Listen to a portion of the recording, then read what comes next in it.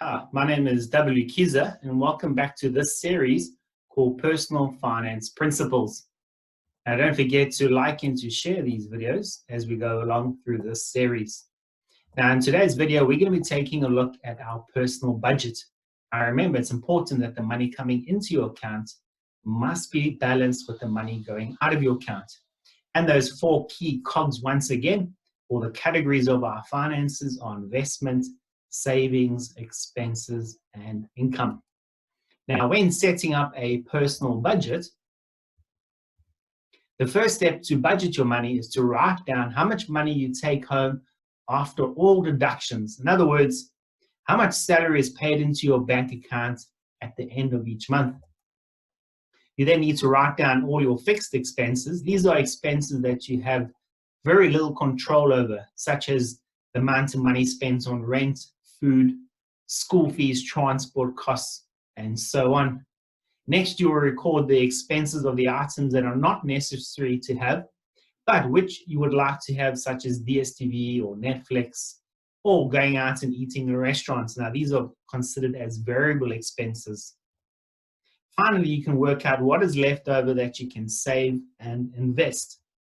Let's take a look at the differences between fixed expenses and variable expenses. Fixed expenses such as rent, insurance, tax, electricity, rates, and water, and food. Now, we have very little control over our fixed expenses. In terms of variable expenses such as DSTV, Netflix, the amount of alcohol we consume, the takeaways, car payments, clothing accounts, and cell phone accounts. Now, we are able to avoid increasing these costs and therefore have the ability to reduce these costs. I've got some examples on how we can reduce our variable expenses. Instead of having an expensive cell phone contract, we could have a SIM-only cell phone contract. We could buy clothes in cash when they're on sale. We could pack a lunchbox for work. We could use public transport instead of buying a car. We could eat out less and drink less alcohol, which is very expensive if you're going out. And be selective when you spend and how you spend your money at home in terms of entertainment. Now, I'm going to take a budget of an average entry professional salary. In other words, somebody who's just starting out as a qualified artisan, for example, and the first type of salary that they could receive is, say, around 10,000 Rand. So this is just an example of a budget, and you can use it to sit down and to work out how you can go about budgeting your finances. Now, if the company's contribution towards your pension is 200 Rand, it means effectively that your salary is actually 9,800. Then if the company's contribution to medical aid is 200 Rand, it means effectively your salary is 9,600. After the government takes its tax money off, or PAYE, of 553 Rand, we're left with 9,046 Rand.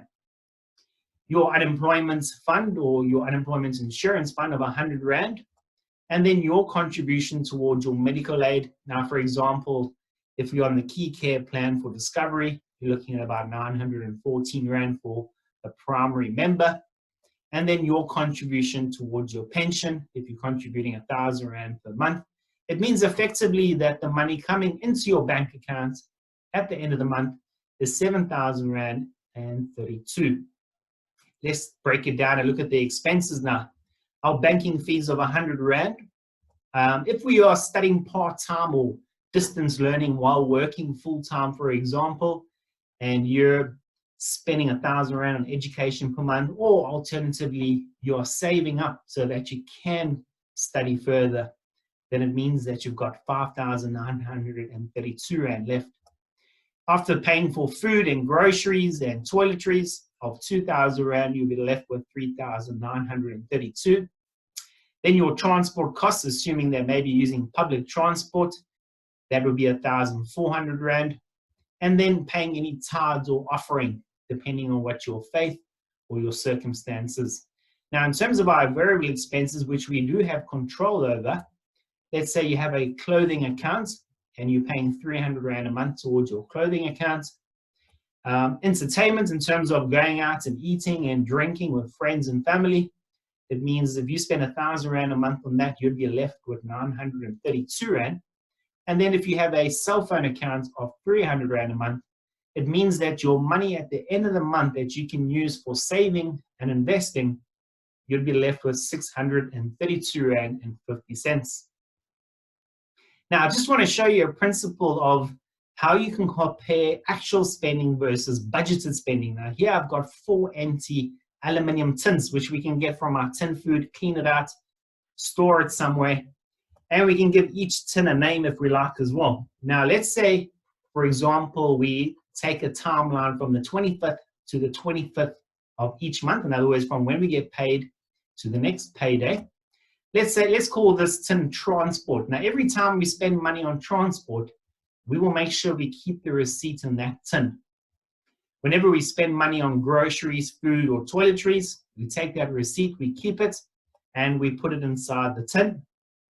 Then when we go out and we eat and we buy takeaways, we can keep the receipts, or we can just write down the figure on a little piece of paper, and we can keep it in that tin over there.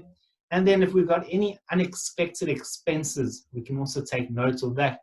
Now, what I mean by actual spending versus budgeted spending, it means that at the end of the month, you can reassess your budget and you can actually go and add the exact figures that you are actually spending on those items.